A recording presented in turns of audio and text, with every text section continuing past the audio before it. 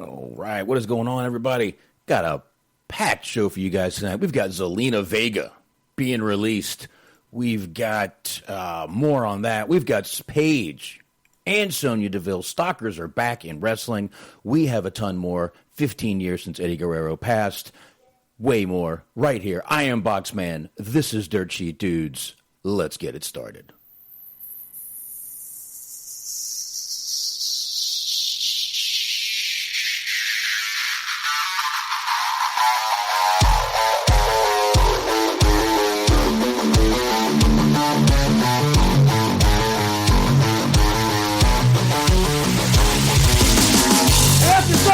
You're going to be taking freedom out of your fat asses all night long because you got fat asses.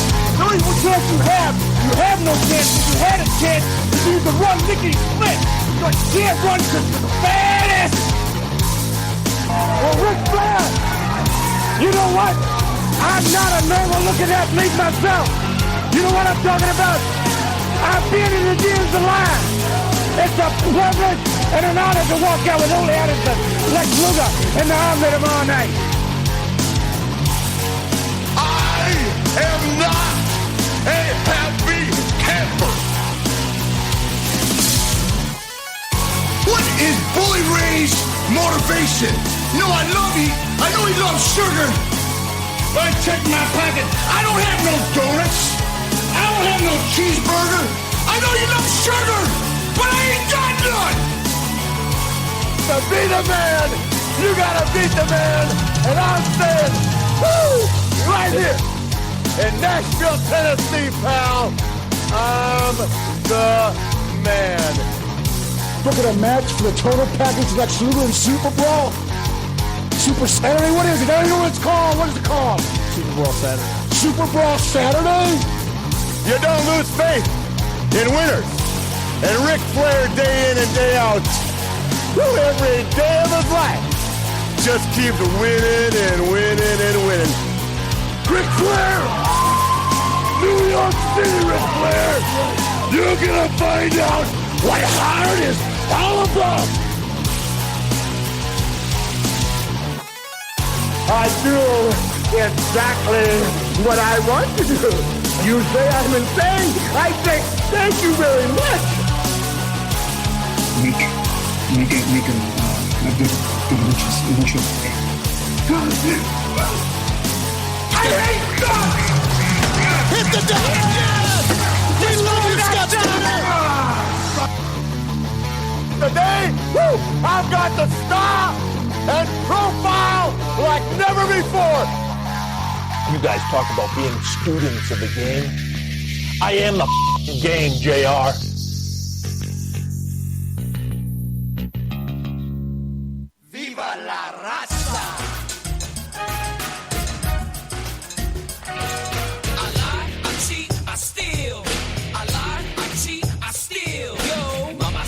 I got that passion, it's lasting long. Los mujeres fall in love with that Latin charm. One woman isn't enough, amigo.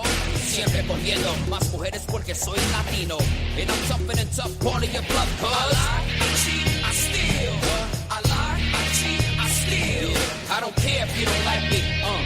Everybody wants to fight me.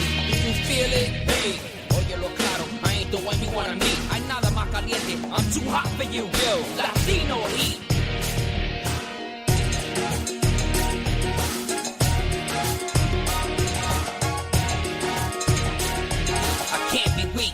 From the streets of the ghetto, at the end of the week, I get to keep the dinero. You're fast asleep when I sneak in your casa. Your life sucks cause you're bankrupt and I'm laughing. Can't trust me, answer, cause I'm Latin. I lie, I cheat, I steal. You feel it? I lie, I cheat, I steal. Yeah, say hello to Eddie, yo. Too many try to tell me what All right, what is going on, folks? And once again, yeah, I played that because it has been 15 years since we've lost Eddie Guerrero. Oh, wow, I forgot to turn off the volume up on the TV here. I will do that. Sorry about that. But 15 years since we lost Eddie Guerrero. I really, really loved the Eddie Guerrero character. Two of my favorite kind of incarnations of of the Eddie Guerrero character were that one right there that I just played, the lie, cheat, and steal, where, he'd like throw the chair at the, knock the chair on the ground, fall down, throw it to the ref, all that kind of stuff. I loved that one. And I really liked him with Chyna. Chyna seemed like she was in a good place during that whole little thing. But I've never lied. Eddie is one that I will not lie. I shed a tear for. As The Rock would say, manly tears. I shed manly tears for her. For him, but no, they were sad tears. To be honest with you, I was a big fan of his, and it was sudden. We've talked about it before on some older shows, but anyway, definitely wanted to mention that 15 years. It definitely doesn't feel like 15 years. It feels like it was fucking yesterday. But I am Boxman. You've got me tonight. I have talked to Smark. He's going to take a little time off, and we'll see where that goes. But you guys got me tonight. I want to talk some wrestling. I hope you guys do too. We have plenty to get into. Obviously, we have the Zelina Vega thing to get into. I might even just start with that and then get into the couple shows that I'm going to get into. But before that, I completely forgot on Wednesday night to start with the plugs. So why don't I go ahead and get that done for you guys tonight. I'm going to go ahead and do that real quick. Just looking for something to play here, and I will find something in just a second, and then we will go ahead and get these plugs knocked out for you guys. So, all right, here we go. Got something there.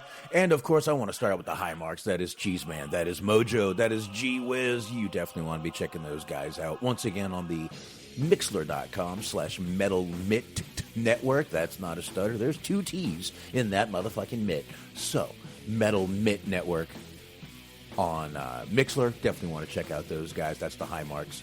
And, of course, Bobby Anthem, Bobby Blades on the Inhuman Experience. Definitely want to check out those guys right there. You are signing up for more than just the Inhuman Experience. It is just an experience, and you want to definitely subscribe on all the usual podcast platforms.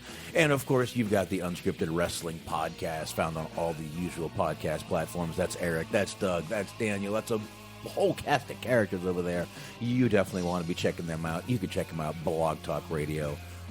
They're on Fridays, early Fridays, kind of like 6:30 p.m. Eastern Time. And you can check them out on Sunday nights also. And, of course, Stephen Milan, I really appreciate you sharing the show. And I know Smart does too. And you can find him reviewing movies over there on Letterboxd, boxd.com/Stephen Milan. And don't forget to subscribe, rate, review us. You can review us on iTunes. You can even go over to Spreaker and leave a comment. You can find us on Facebook, facebook.com/DirtCheapDudes. Twitter, obviously. Come on, Dirt Cheap Dudes. It's just Dirt Cheap Dudes everywhere. You can find us on Stitcher, iHeart, Spotify, Google, TuneIn, Player FM. You know where to find us because you're listening to us. And, of course, you can always find us right here, mixer.com/DirtCheapDudes. And, all right. On that note, I'm going to go ahead and drop this music behind me and hit pause, and I'm going to go ahead and get going. And you know what? I am going to go ahead and just start out with this Zelina Vega thing. I'm not going to sit here and tease it all fucking night. That ain't right. That would be wrong of me to do, so I'm not going to do that. Going to go ahead and get this. Again, this Zelina Vega thing is... So here's what... Obviously, there was a tweet that went out at literally at 5:46 p.m. today that she supported. She said, "I support unionization." So she was supporting unionization. That's a hard word to say, isn't it? Unionization. Try to get me to say curriculum. Jesus Christ. See what happens? But yeah, I just. It was weird. I'm not going to get into the whole union thing. We've been through it time and time again. It's not something I really need to get into one more time. But 5:46 p.m. she tweets that. 10 minutes, and I mean 10 minutes later, WWE announced her release at 5:56 p.m. So I don't know what's going on with that, really. I don't know if that one tweet was the reason she was released. I don't know if there's more. According to someone did just post a story. Give me 1 second here. Let me get to that. Rob Festick over in at Wrestling Umbrella posted a little story there that according to WrestleVotes, so take that with a grain of salt. There's a bit more behind the scenes to Zelina Vega's release. Frustration from both sides is an understatement. While it can't be directly tied to today's news, Aleister Black recently requested to move back to NXT and was denied. Dissension amongst the parties involved. So I don't really know what's going on there. Again, it could be more than just this little... I mean, I don't see where the tweet... Look, you support what you support, but if you're really going to start releasing people, and by the way, and WWE, by the way, I'm reading the exact quote WWE has comes to terms on the release of Zelina Vega. We wish her all the best in her future endeavors. So this is definitely, she was definitely released. I don't know. Can we see Aleister Black going through a table for the next 3, 4, 5 weeks? I don't know. I don't know what we're going to see. But according to Dave Meltzer, he tweeted earlier, Zelina Vega let go for supporting unionization. Tells me Vince wants to pick a very interesting fight. We'll see if he gets his wish. Little vague there by old Meltzer. Not quite sure what he means by all that. But I guess we're going to have to see what goes on. I don't know. I mean, she was just getting into, kind of getting a push, kind of getting into not the main event, but she was getting into some storylines on her own. She had just gotten rid of Andrade and Angel Garza. And now suddenly, out of nowhere, boom, she's gone. All right, so Antox is actually in the chat. Welcome, Antox. Thanks for joining us. Or joining me, actually. Only me here. He's saying there's some more news coming out. She knew they were going to can her, so she said, fuck it. I don't know what she was doing backstage. I don't know what she was lobbying for. I don't know what she was screaming about. But I got a feeling we're definitely all going to find out a little more on this story as it rolls on. So I guess that's really all we can do is just wait a little bit and find out what's going to go on here. But right now, not a lot of information, just that tweet, which, yeah, I could see Vince being a little upset about that tweet with unionization. But again, I mean, you can't get rid of someone for supporting something, whether you agree with it or not. I just don't agree with that. Personally, I don't agree with it. I guess as a company, you got to make decisions like that. I still don't agree with it. I don't care if it's a company decision, a personal decision. I think it's still not a good decision to get rid of someone for personal beliefs. If she's not back there screaming and yelling and making a fucking fuss about it, then it's just what she believes and she's being quiet about it. I don't see the fucking problem. So if that's what it is, not going to be happy about it.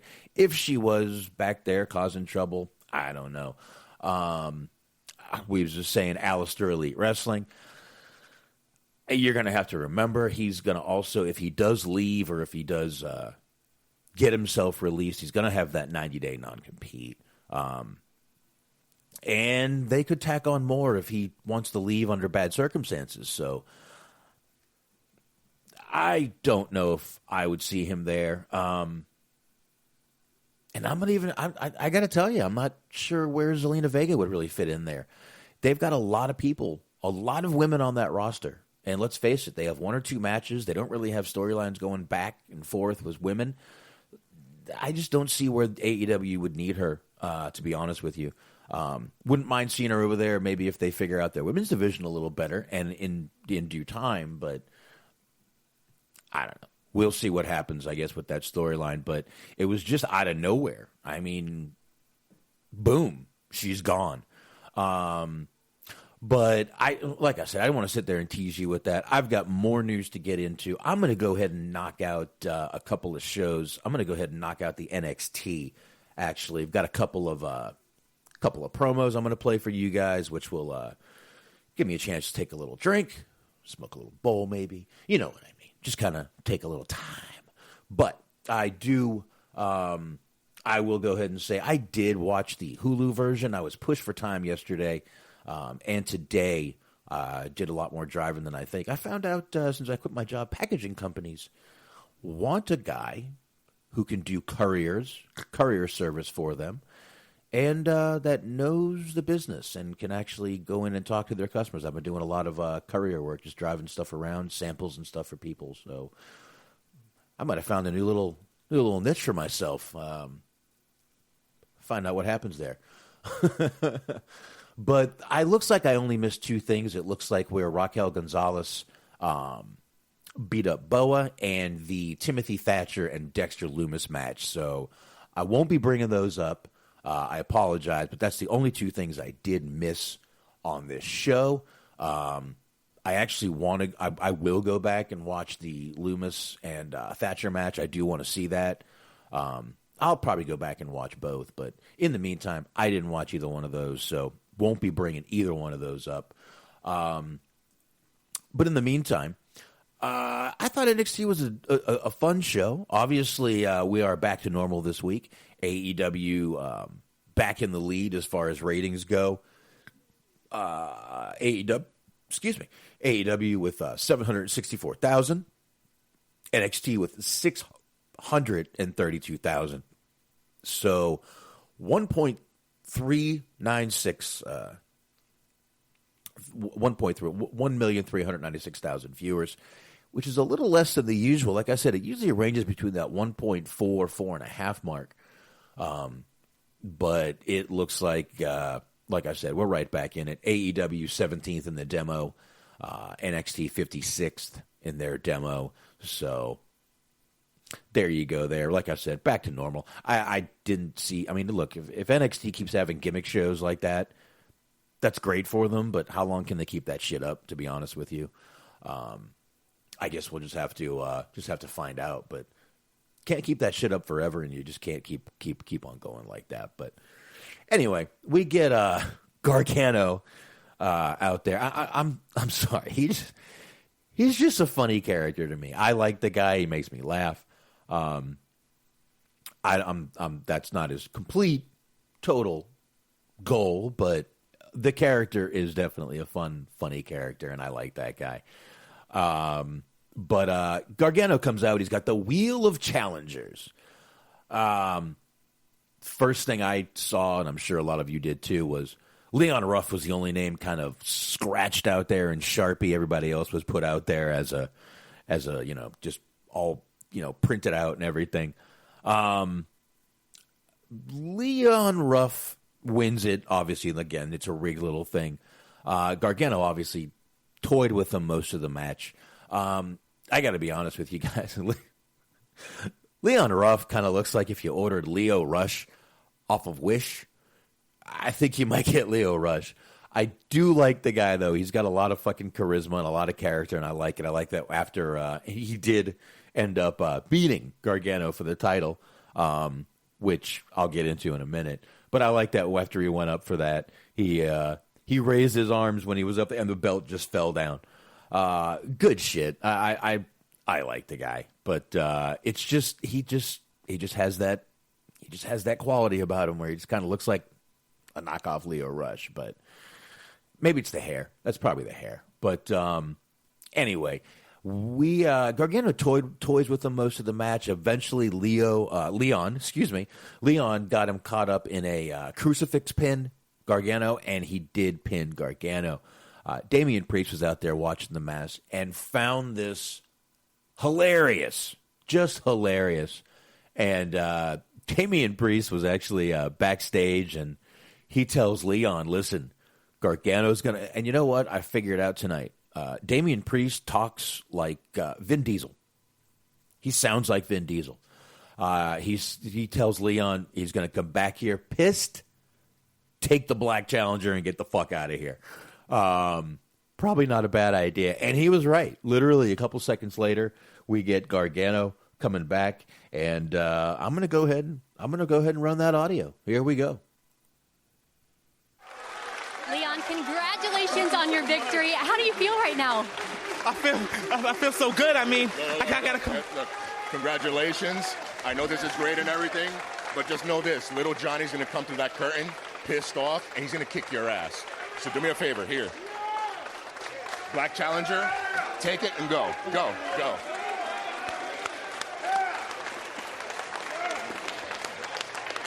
It was incredible. Whoa. Whoa, Johnny. My fault. My fault. You did that.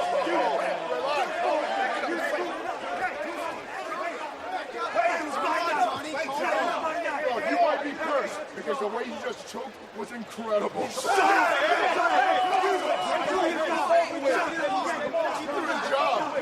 his job. You made the match, you idiot. Do your job. Cool down. Please. Do your job. Do your job. It's done. Whose stupid idea was that? It was yours, you idiot. No. Everybody knows Johnny Guerrero hates wheels. I would have never come up with that. Hey.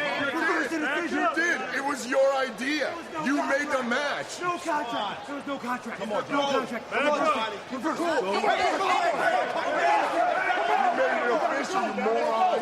You made it official. It's on the way. Go. Calm down. All right, so there you go. I like that. I like that little scene right there. Once again, Damian Priest back there laughing kind of the whole time. Gargano saying, "Who the hell made that match?" Well, you fucking did, dude. You literally brought the wheel. I hate wheels. I don't know. I got a good chuckle out of it, and I liked it. Damian Priest was great. Like, dude, you're the one that made this whole match. And of course, anytime I can see Regal on camera, I'm a happy camper about that. So we did get that. But yeah, that we'll come back to that with Gargano a little later. He was told to leave and calm down, and he does. But again, we will get back to that in just a little bit here. But the next thing we had was Santos Escobar out for the Cruiserweight Championship against Jake Atlas. Immediately you see these two guys, two incredibly talented guys. You know it's going to be a great match, and it was. Escobar talking a lot of shit throughout the match. I don't know if maybe they're going to kind of try to give Jake Atlas his own little stable to go against these guys, or if he maybe joins a tag team. What's going to happen, but I can see something like that maybe going on. I guess we'll have to just see what happens down the road, but really enjoyed this match. Like I said, Jake Atlas is a really fucking talented guy. And my God, that fucking one, the first dropkick he fucking did was amazing, but Escobar did retain in that match. Like I said, as soon as that match is announced, you know it's going to be a great match. Those two are really talented guys. We get Shotzi after that. She's pissed about her damn tank being crushed. And you know what? Once again, instead of me trying to sit here and go through it, I'm going to let her talk about it. It's about a minute video, so minute and 7. Let's do this. Somebody left your tank in the middle of this road. Who would do such a thing?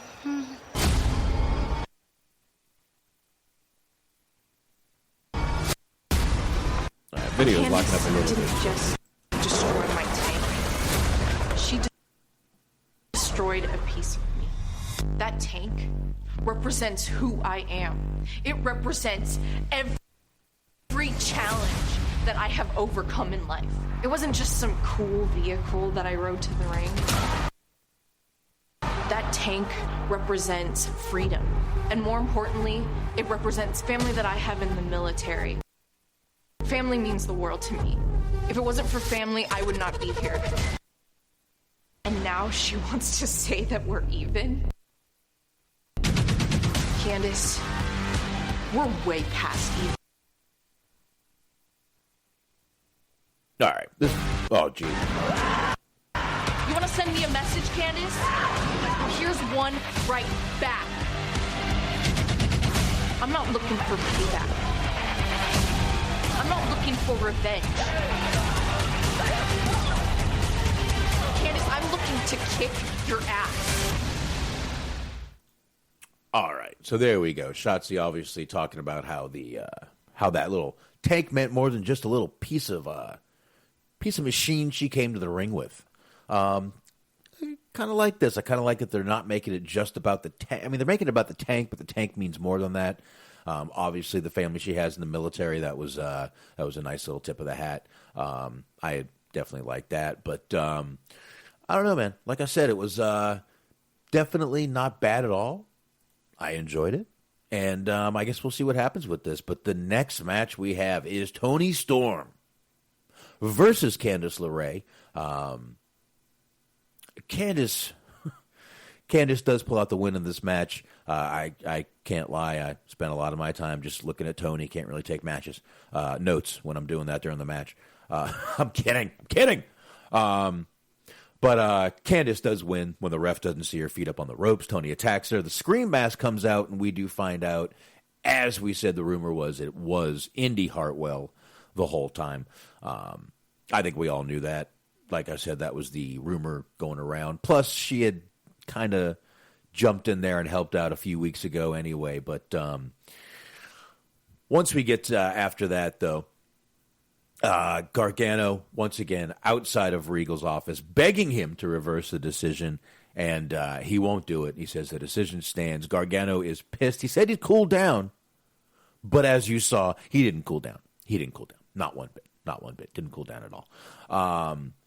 But this brings up Ciampa backstage, and I'm going to once again try to play one more promo. Let's see if if it locks up, I'm just going to get the fuck out of it. Let's see what happens.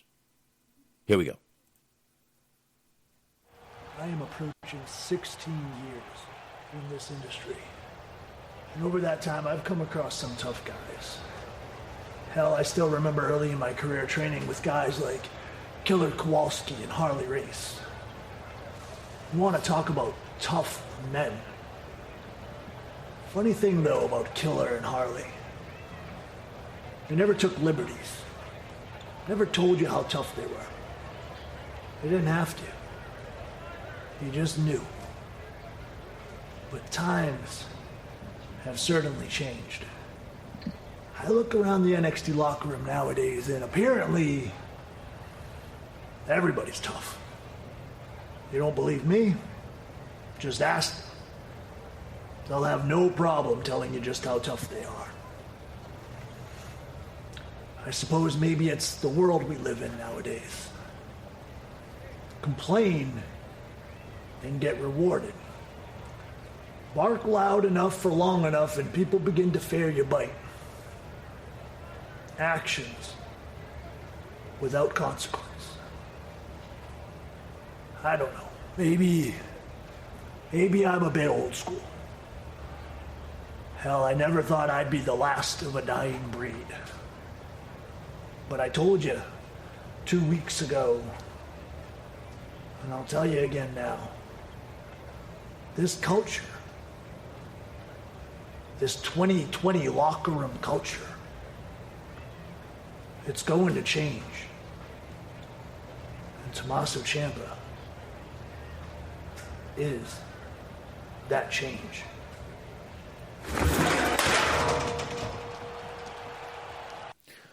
So there you go. Once again, I like Ciampa being this like grizzled veteran who, and I'm sure when he mentioned Killer Kowalski, Triple H is just exploding with happiness back there. I wouldn't doubt if that was his. He wrote that promo, and of course Harley Race. Got to mention him too. When you talk about tough guys, Harley Race should be in there. But I like that. You know, all these guys will tell you how tough they are, and the real tough guys didn't need to tell you how tough they were. They showed how tough they were.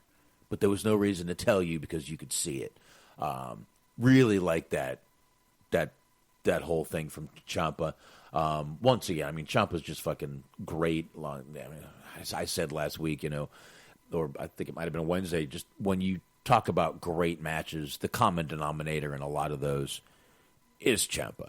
So not much you can do about that. The guy is just really, really, really fucking talented. But did like that. Now, after all that right there, we go ahead and get into the main event of the evening. Pete Dunne, Pat McAfee comes out, Oni Lorcan, Danny Burch, that little tag team there. This is going to be Oni Lorcan and Danny Burch versus Breezango. McAfee comes out, cuts another meh promo. I kind of think that trash in the whole IWC thing is a little starting to get outdated a little bit. I'm not sure if it's really worth. And for him to be, he trashes the IWC, but a lot of those people are probably over on his YouTube channel if they're fans of his. So I don't know. It's just kind of stupid to me that he does it. I get it. He's a heel. Whatever. Blah, blah, blah. Anyway, Breezango, I've always said I'm just not a fan of that tag team. I'm not saying the match was bad. I was a little taken out of it because I don't really care about either tag team, to be honest.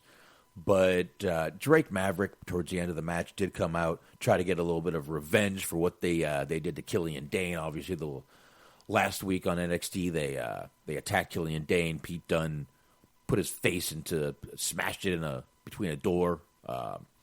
So Maverick comes out, tries to get a little revenge there. Dunne eventually comes around, takes out Maverick from the back, which allows Oni and Danny to retain. But Maverick still comes in. They beat the shit out of him. Breezango tries to jump in, help Maverick. They beat the shit out of him, too. And we end one more time with McAfee telling that these are the 4 greatest guys in the wrestling business. And that was pretty much NXT right there. Pretty much NXT. Again, I only missed 2 matches. I'll go back and watch them. Definitely actually want to see the one match with Thatcher and Loomis. I like that Loomis character, so I'll go back and watch that when I get time. And I guess on that note, why don't I just go ahead and knock out SmackDown? I don't have that many notes on SmackDown either. I'll just go ahead and get SmackDown done with. And then we'll go ahead and get into a few things here. Once again, when it's just me, it's not going to last that long. Like I said, I'm not sure if I don't have enough to say or I just talk fast. I think I talk fast. But here we go. Let's go ahead and get SmackDown. Roman comes out to start out the show. Basically, I would say he cut a promo. He kind of went out there and praised Jey Uso. How he's what he's done in so little time, how he's much better off now. I get what he's saying. I do. Not sure. Again, I'm not sure how long this little thing with him and Jay is going to last before Roman turns on him again. I think that's going to happen sooner rather than later. But Drew McIntyre ends up coming out over from Raw. And Roman and Paul can't believe it. But Drew comes out, kind of has a little stare down with Roman, says he's going to beat Randy on Monday and become the champion. Then it's going to be Drew and Roman at Survivor Series. I did like when Roman said, nobody watches Raw. No, nobody watches that show. He's kind of right.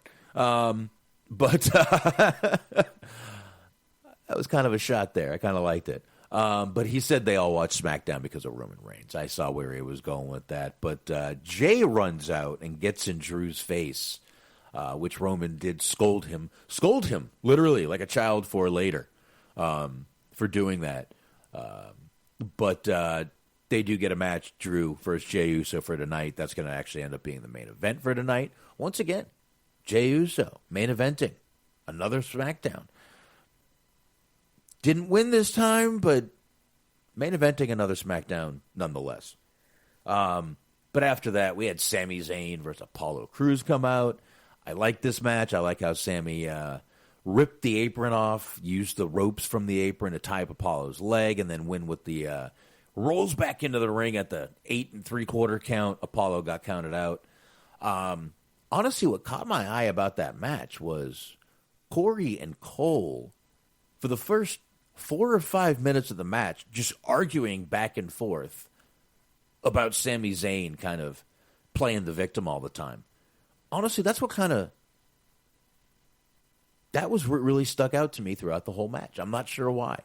But that they did. They were going back and forth, and you're always playing the victim, blah, blah, blah. So, I don't know. That was kind of what just caught my attention in that match and kept my attention for I don't know, I kept thinking about it. So, but the match itself was definitely a good match. I mean, Jesus, Sammy, Apollo, again, what are you going to do? Two talented guys out there. We get Kayla Braxton backstage interviewing the Mysterio family. Ray basically recaps the feud. We have Seth and Rey Mysterio coming out for the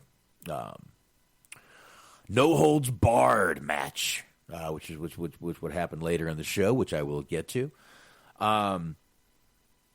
But basically that's what happened. Seth basically just kind of recapped the feud, said he's going to, obviously, beat the hell out of Seth tonight, which, well, we know he did. Sasha Banks comes out for a promo. I am not sure what she was wearing, but I liked it. She looked amazing coming out there. Comes out there, starts cutting a promo. Bayley ends up coming out, and Carmella ends up kicking Sasha. Bayley was just a distraction.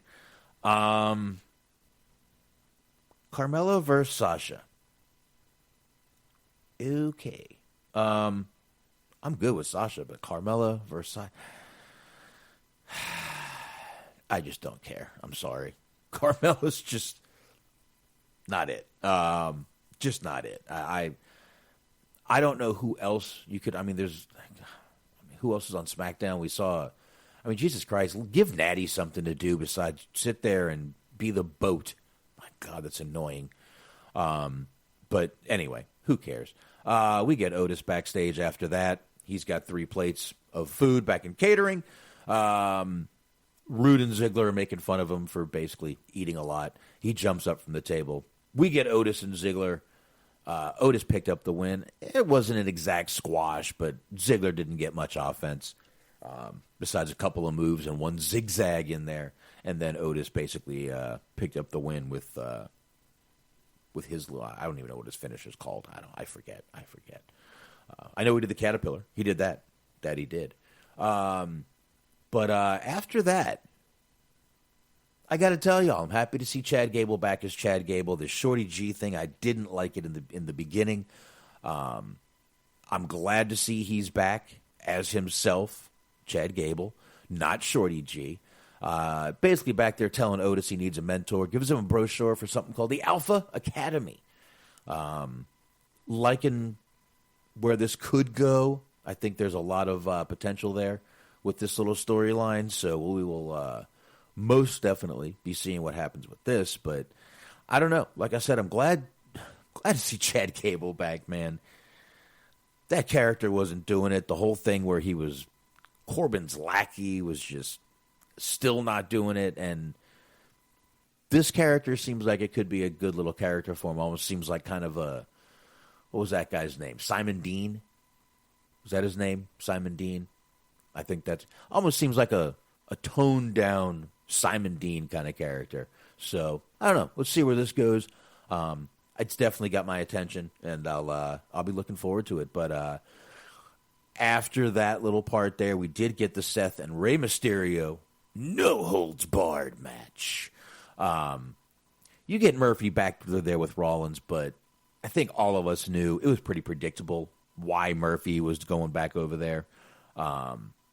He wanted to, I guess it's the old, keep your friends close and your enemies closer kind of thing. So he definitely was kind of cuddling up to Rollins just to turn on Rollins.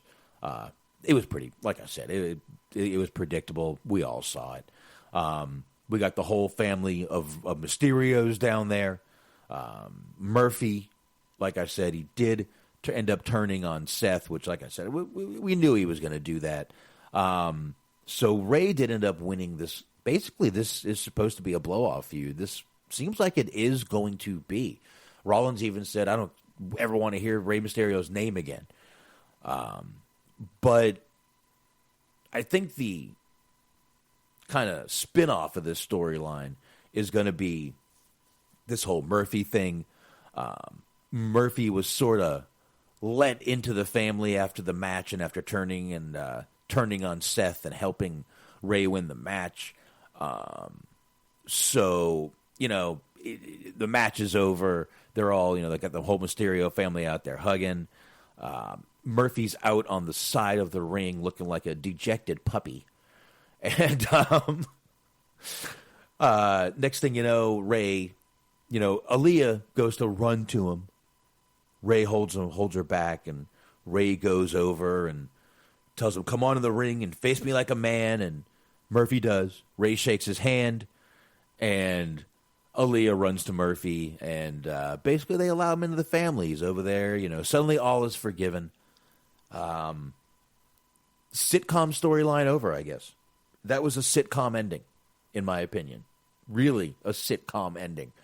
But hey, I guess that's what WWE is striving to be anyway. So there was that. But I hope this feud is over.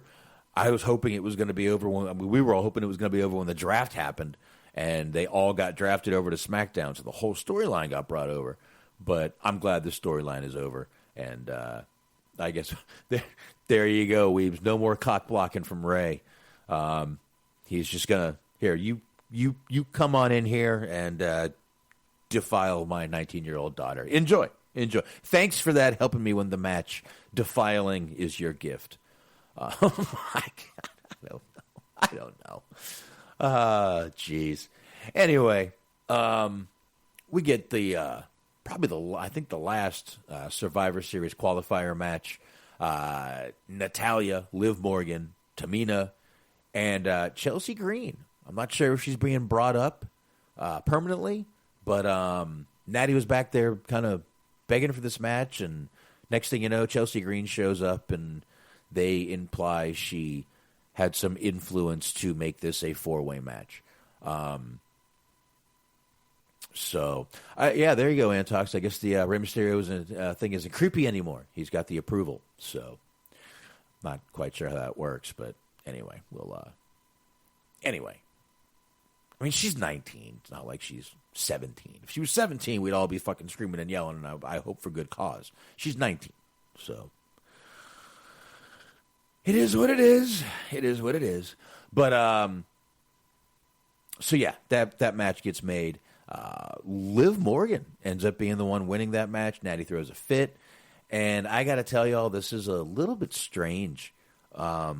This team they have, but you got Liv and Ruby on the same team, so I don't know what's going to happen there. But it's definitely a strange team they have going on. I'd say both the women's teams are a little strange, but I guess we'll see what's going to happen with that. But Liv Morgan did qualify for that match. Natty threw a fit, of course. She's been trying to qualify for weeks and weeks and weeks and hasn't gotten it.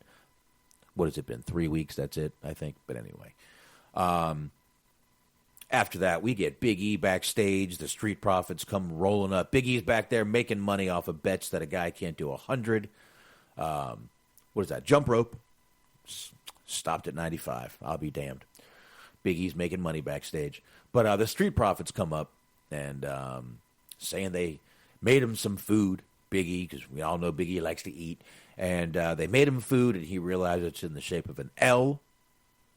And Big E took offense to it. Obviously, the New Day were like, yeah, we're going to be handing out L's coming up Monday night or whatever, whenever the match is. But Big E gets pissed, calls them New Day Light. The great value New Day.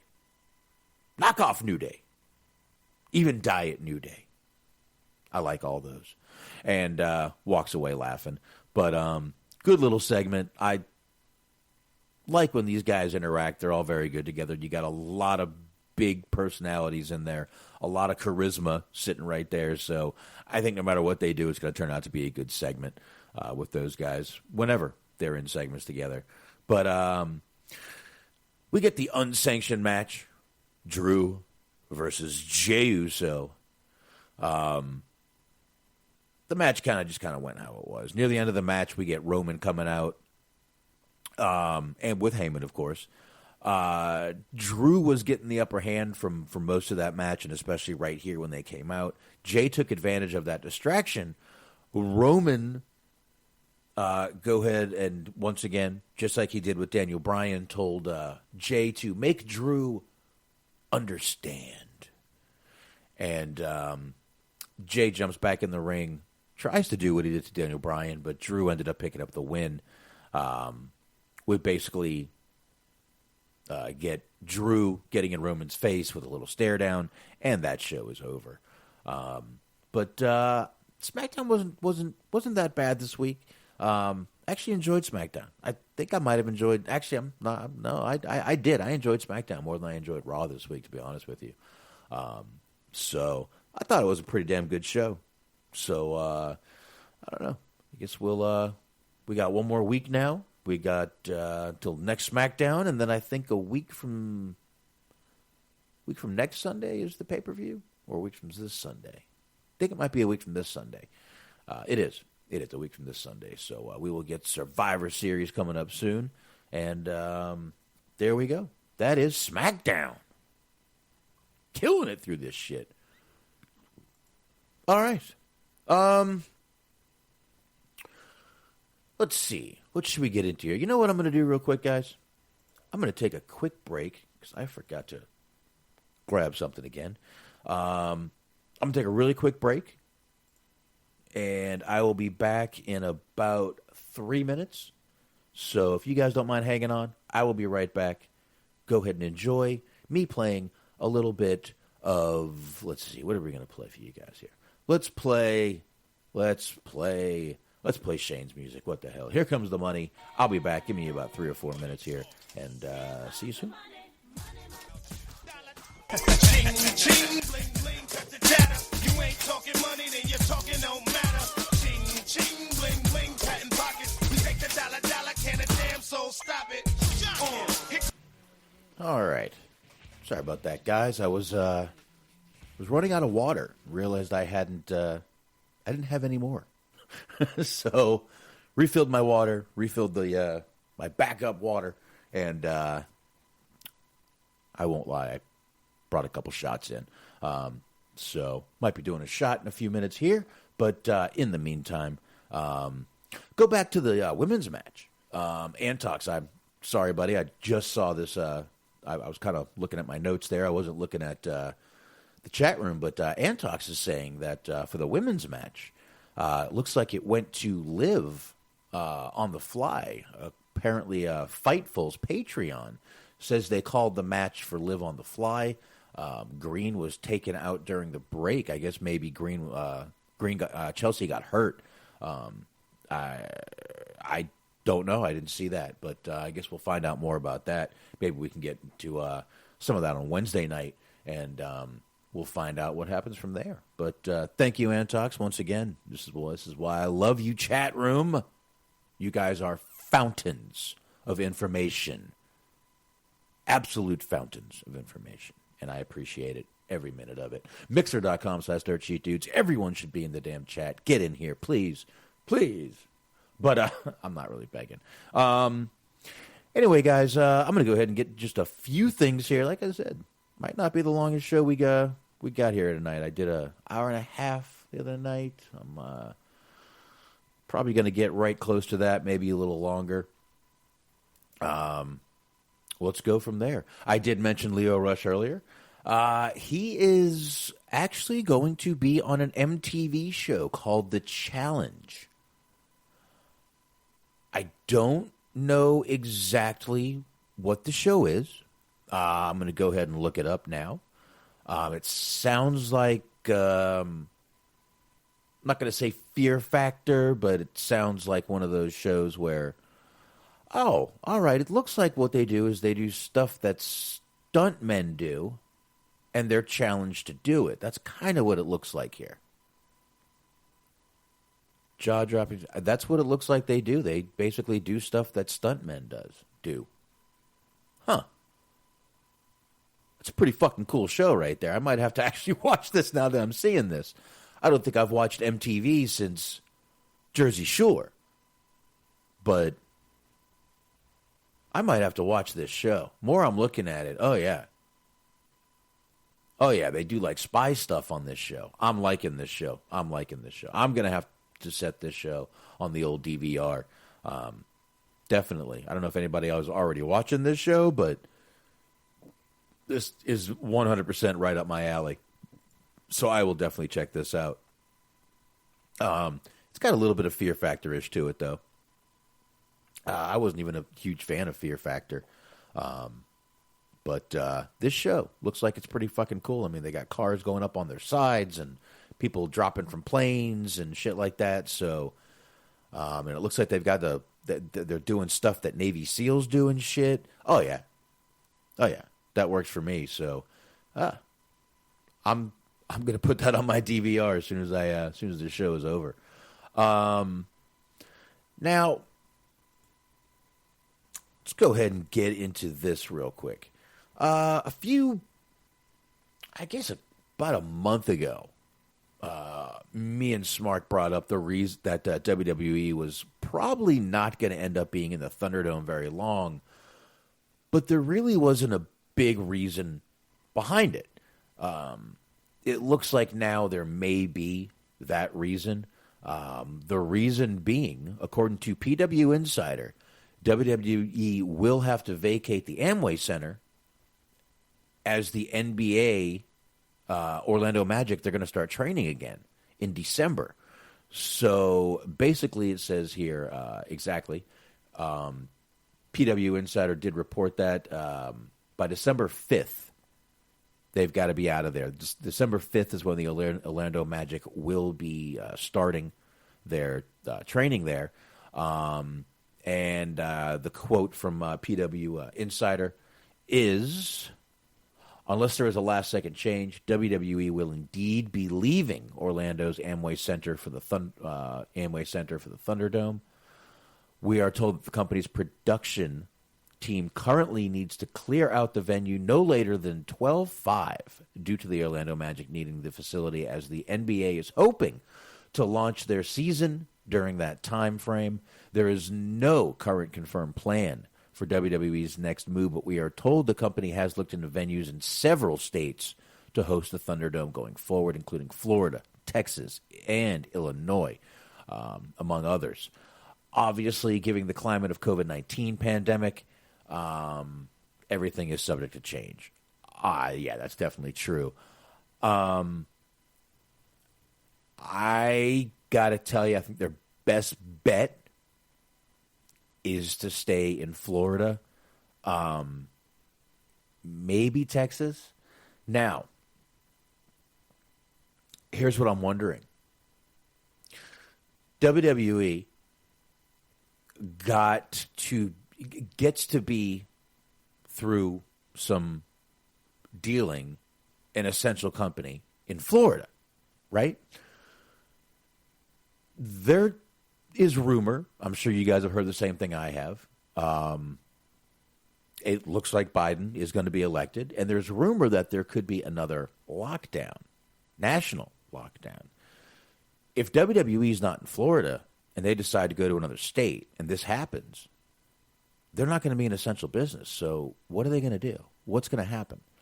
Going to be some interesting times going on with where they can end up by December, because that's not a lot of time. I mean, let's face it, it's November 13th. It's fucking Friday the 13th right now. It's November, so December 5th is right around the corner, man. I mean, it's right there. And I don't know where they're going to go from here. Texas? I don't know if Texas will do the same thing for you. If we're in a fucking national lockdown, essential businesses is going to be redefined as essential. I mean, I'm not even sure. I don't know. I think they're going to basically be like hospital workers. Pretty much that's about it. So we will see. We will see what happens. Yeah, that is going to be, I mean, this pandemic has a lot to do with it. If there's another lockdown, that's going to be a big strain if they are not in Florida on them. They're going to have to, what are they going to do? Give Texas $20 million to, donate $20 million to Texas just to get their name back in there? I don't see what's going to happen. But they're definitely going to have to clear out. I'll tell you the truth, it might not hurt for them to just start their own, build their own arena. I mean, according to Dave, I'm going to tie another story into this. According to Meltzer, certain WWE talent have already been told that the previous way of they're doing house shows and touring is gone for good. In other words, he's suggesting that they're not going to be doing house shows anymore, which I've said I have a feeling they're not going to. They are saving tons of money. They still have people being able to join on the ThunderDome. I think they're going to probably do venues and fans for pay-per-views, their special network shows, whatever you want to call them. But I think he's right. I definitely think he's right. I mean, they're releasing people that are, just this week we talked about one of the guys that's involved in the live events, the guy that does all the merch for the live events, gone. So I think Meltzer might not be too far off here of what they're going to do, but definitely seems like they're going to get rid of doing house shows. And I've said for a while that's probably where they're headed. I see them doing a ThunderDome somewhere. Like I said, I wouldn't doubt if they decided to build their own little. I mean, they've got the Performance Center, so they could just build something right there. But I could see them getting a building and redoing it and making their own little fucking thing and making it a ThunderDome. I don't know if that's where they're headed, but I mean, let's face it, they just had a great fucking third quarter, so we'll see what happens. But we've been saying, and you guys have agreed that the way they are doing house shows is probably dead. And like I said, they're saving money, and they're still making money. So why would they go back to it? If I'm sure when they're looking at their statistics, that if they're still, if they're still making money that they, and still doing it without, this is definitely a thing they should do. There's not a problem. This will become the new normal. We all hate that term, but this may become a new normal, being on television. I wouldn't doubt if they did that. I also wouldn't doubt if they started charging to be in the ThunderDome. Just a little. I wouldn't think they would do a lot. But I would figure they would maybe start charging fans. If you want to come in the ThunderDome, maybe take a small fee for that. Might be a way to start making even more money, which, WWE is all about that shit. Oh, shit. Weeb said Vince is bringing back the WBF 2.0, the World Bodybuilding Foundation. Yeah. Oh, Vince over there just fucking spoop. I don't even know if he can come anymore, so who cares? I could see him doing that. I could see The Rock getting behind that, doing a little something with Vince McMahon, with the XFL thing going on.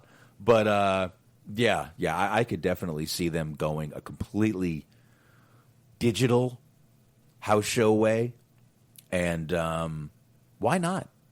If you can make money, I don't know how many of those screens they have, but let's face it, if you paid, they'd make it $9.99, right? $9.99 to do that, and they're just people in screens. You don't have to pay for the concessions. You don't have to have those employees in there. You don't have to have the merch guys in there. You're just going to have some more commercials. Hey, merch, you know where it is. It's on our website. Blah, blah, blah, blah, blah, blah. That's what you're going to have, in my opinion. So, I don't know. It's that virtual world, man. It's that Demolition Man type world we're heading for. But we'll see what happens. But again, I do think with them having to get out of the Amway Center, right now, the best state for them to stay in is Florida. Because if these lockdowns happen, they are an essential business, and they were deemed essential. So that means they need to stay in Florida. For them to be looking at any other state, I think is ridiculous and crazy on their part. But if they are, they are. Nothing I can see. There you go, Weebs. 3 seashells in the Thunderdome. He doesn't know what the 3 seashells are for. Rob Schneider, like that guy. Oh, that's right. I don't know what the 3 seashells are for. All right. Anyway, so there you go. That's that on that right there. Now, speaking of WWE, they did announce last year we did not get a tribute to the troops. Obviously, we did not get one. But this year, it will come back. They did announce on Wednesday, I did not see this until later, that the Tribute to the Troops show will return to television after a 1-year hiatus. It will be from the Thunderdome. So obviously,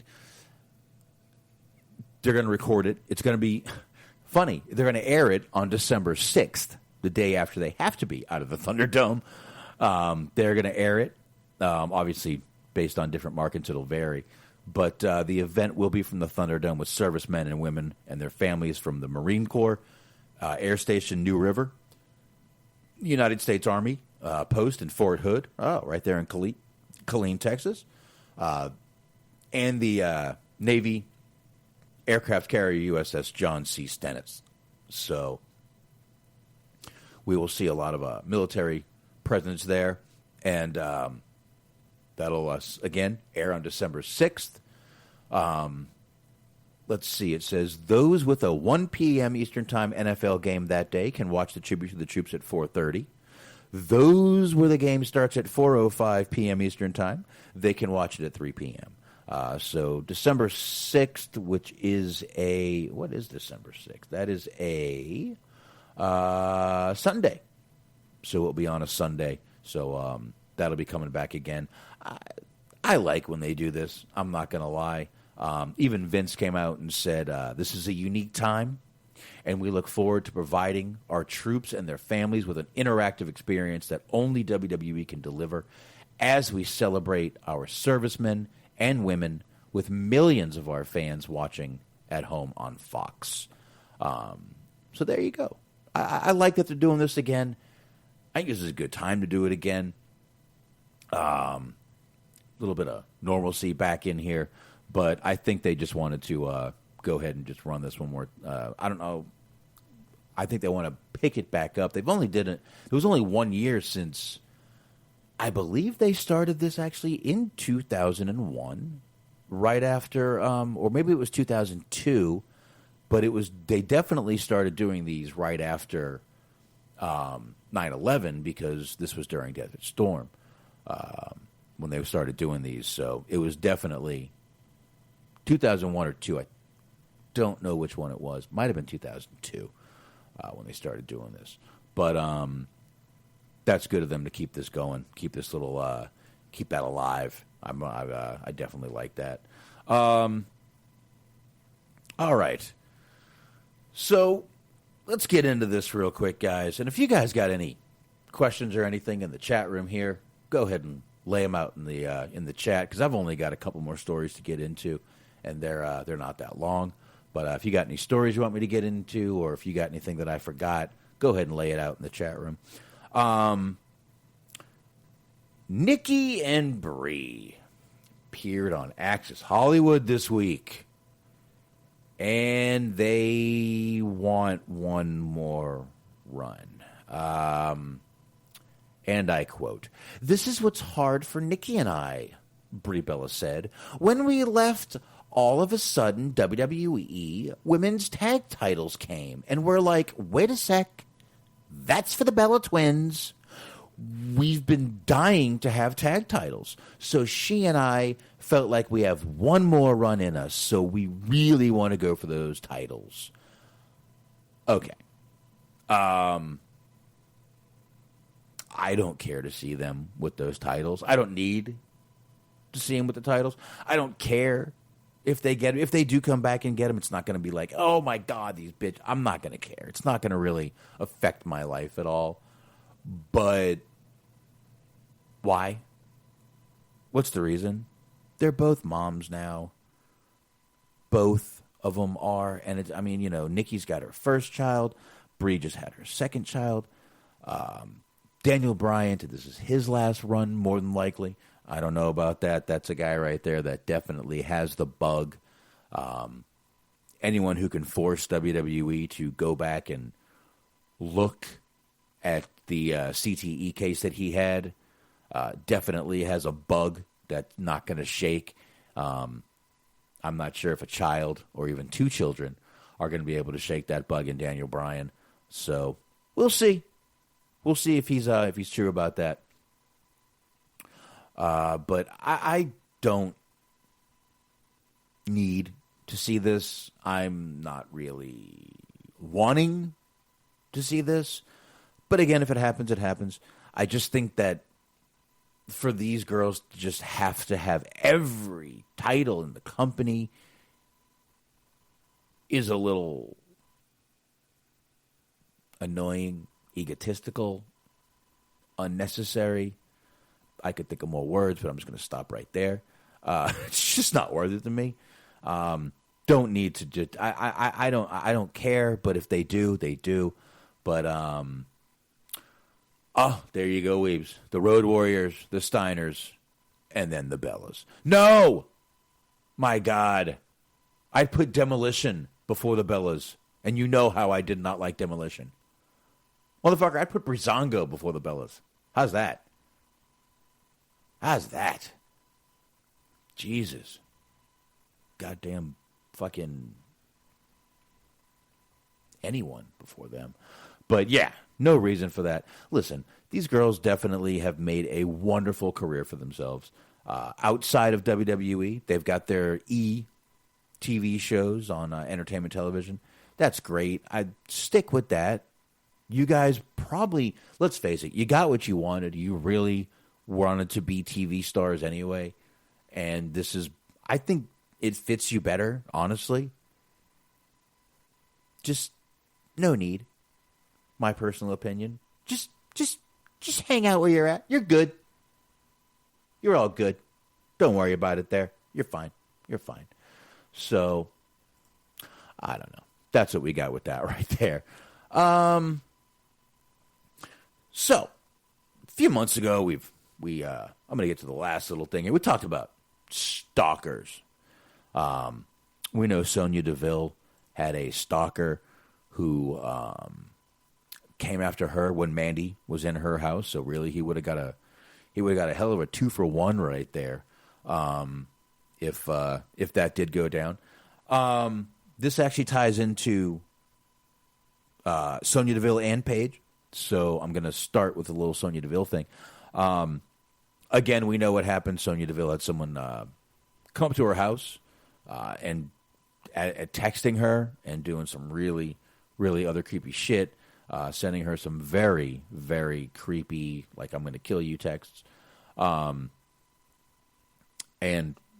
basically he was going to kidnap her and he wanted to kill Mandy is what he wanted to do.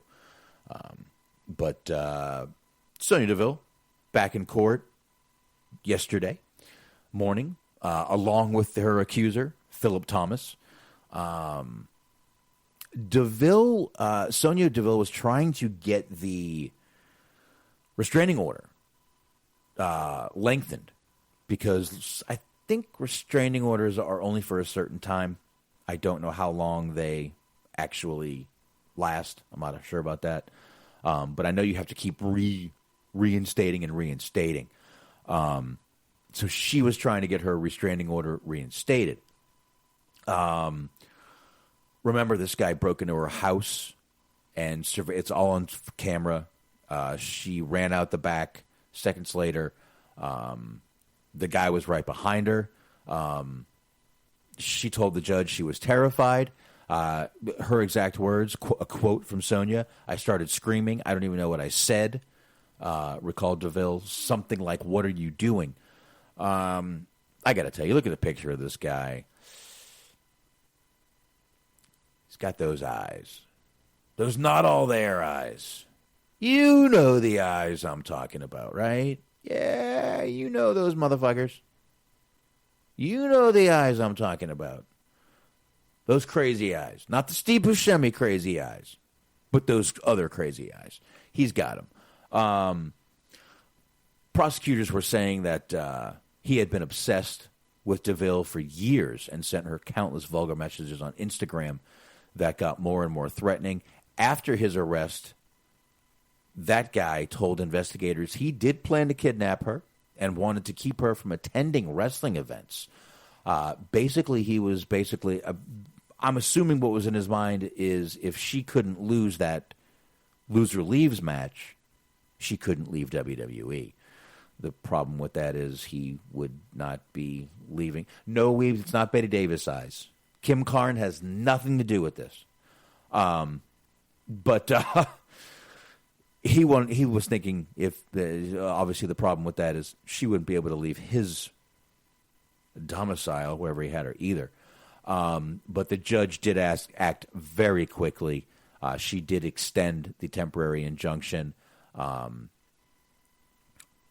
very quickly. So there we go. She'll be back there in December for the criminal charges. I'm assuming that the extension lasts until the court date. We will find out more in December with this. But on the heels of Stalkers, Paige, the other day, the 9th, which was, what was that, Monday? Something like that, was also kind of the victim of a stalker who, again, broke into her house. Her boyfriend was there, Ronnie Radke. I'm not sure if I pronounced his name right, but that's probably close enough. She actually had this guy broke into her house. This guy held the guy until the cops got there. She put out a few tweets.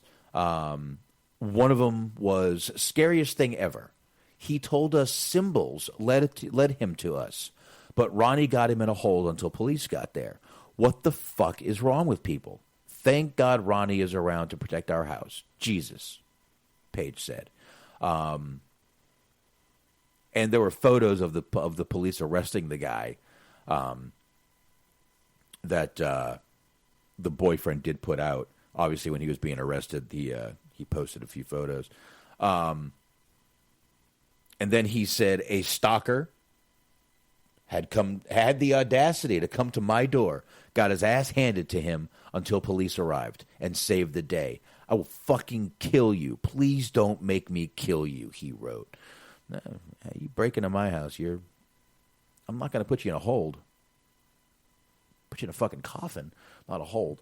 But anyway, that's neither here nor there. What? Can anyone tell me what's going on with these stalkers lately? I mean, we're in a pandemic and these stalkers seem to be more brazen than ever. What the fuck is going on with these people?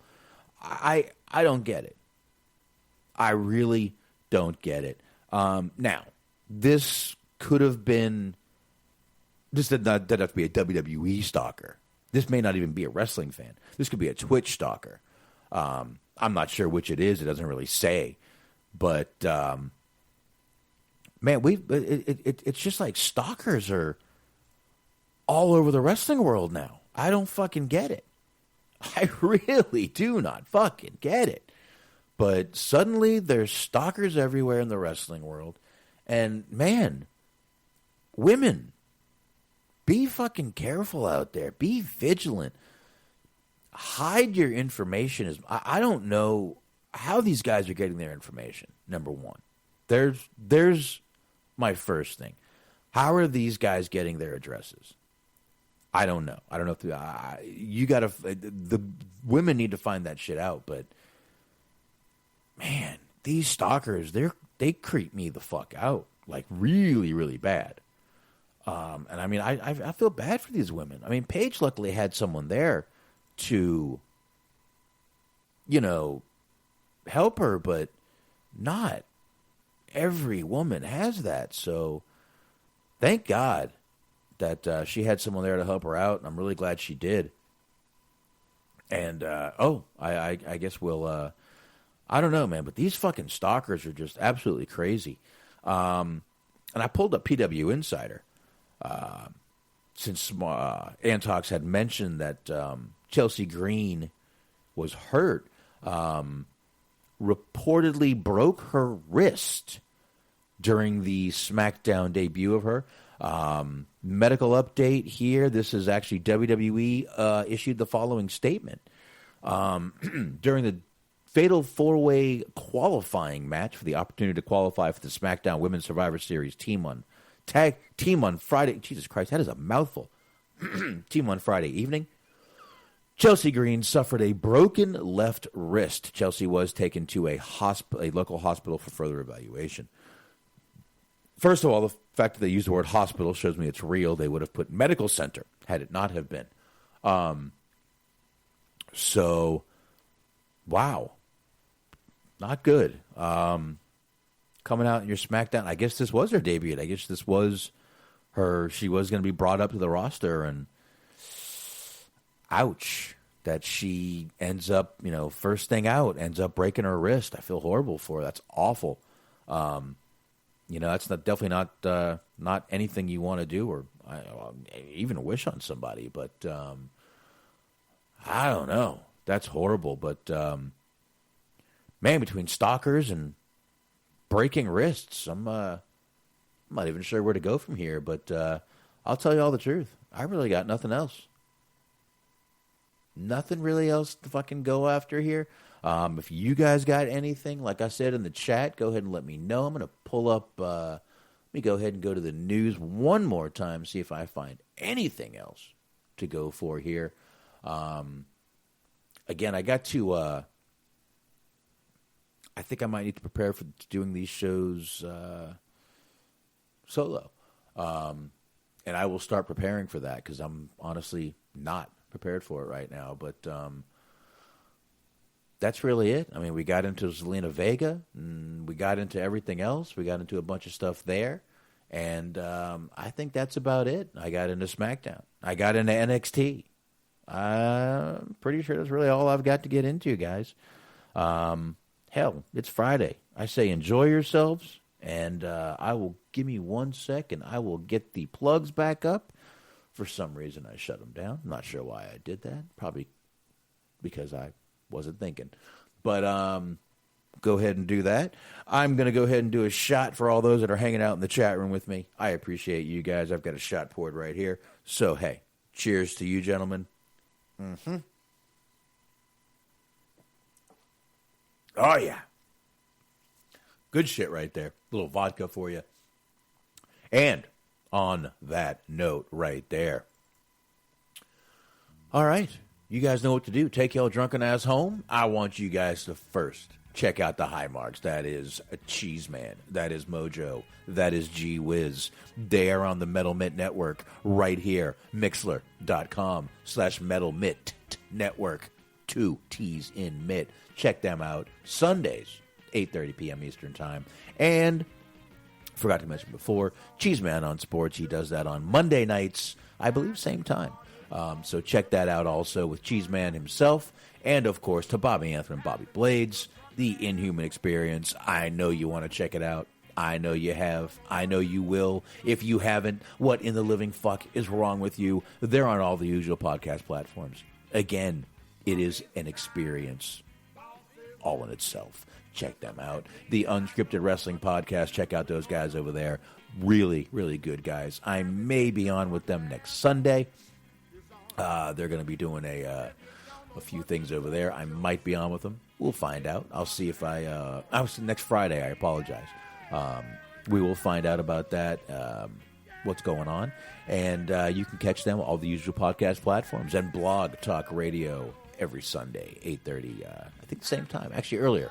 And, of course, Stephen Milan sharing the show, letterboxd.com/Stephen Milan, and Letterboxd is boxd.com. Milan is with 2 L's. He's reviewing films over there. He shares the show. We appreciate it. We appreciate him listening, sharing, and everything he does. And, of course, subscribe, rate, and review this show. Every show I mentioned, we're on Spreaker. We are on Stitcher, iHeart, Spotify, Google, TuneIn, Player FM, everywhere else you find podcasts. You know where to find us because you're listening. Tell a friend. Tell that friend to tell another friend. Tell that friend's friend to tell their friends. You know how it goes.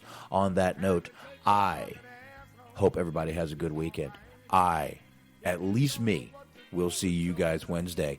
And like I said, not quite sure what's going on right now, but y'all still going to get a show. I ain't going to let y'all motherfuckers down. I don't do that shit. And I appreciate everybody who's listening right now. I appreciate everybody downloading the show. Thank you. Thank you. Thank you.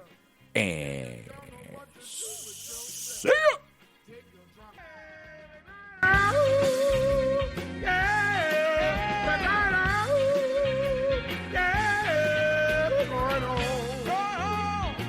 Time to take your drunken ass home. It's alright. If you don't know what to do with yourself, take your drunken ass home.